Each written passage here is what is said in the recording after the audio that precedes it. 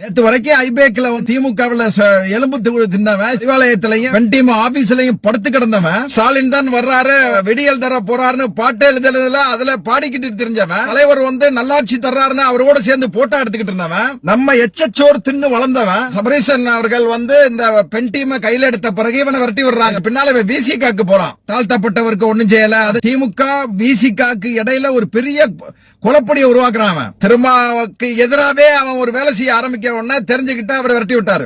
பின்னால தாவைக்காக்கு வர்றான். விஜய் ரசிகர்ல கிட்டத்தட்ட 15 வருஷம் 20 வருஷம் இந்த இவருக்காண்டி உழைச்சவன் இவருக்காண்டி பாடுபட்டவன் எல்லாம் கீழே நிக்கிறான்.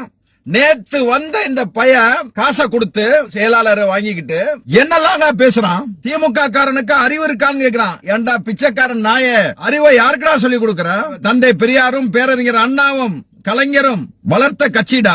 சங்கிகளுடைய அந்த செயல்பாடு எப்படி இருக்கும் அப்படின்னா, இந்த சீமான எடுத்துக்கங்க, அண்ணாமலை எடுத்துக்கங்க, சவுக்கு சங்கர் எடுத்துக்கங்க, சாட்டை துரைமுருகனை எடுத்துக்கங்க, ஒயிட் போர்டு மாரிதாஸ் எடுத்துக்கங்க, கிஷோர் சாமி எடுத்துக்கங்க. இவங்க போனா என்ன தெரியுமா, வேற எதையும் பேசுறது இல்ல. திமுக உச்சத்தை விமர்சனம் பண்றது. அதாவது தலைவரையும் இளந்தலைவரையும் கலைஞரையும் நேரடி அட்டாக் பண்றது. எப்படி நேரடி அட்டாக் பண்ணா கோடிக்கணக்கான தொண்டர்கள் கோவப்படுவான்.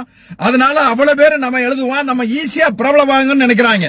அதுக்காண்டி இன்னைக்கு தலைவரையும் கலைஞரையும் எங்க தலைவரையும் எங்க இளந்தலைவரையும் கட்சியையும் விமர்சனம் பண்ணிட்டேன்னா நாங்க வேடிக்கை பார்த்துக்கிட்டு இருக்கிறதுக்கு வாயில சூனா வச்சுக்கிட்டு உட்காந்துட்டு நினைக்கிறீங்களா? வெண்ணைகளா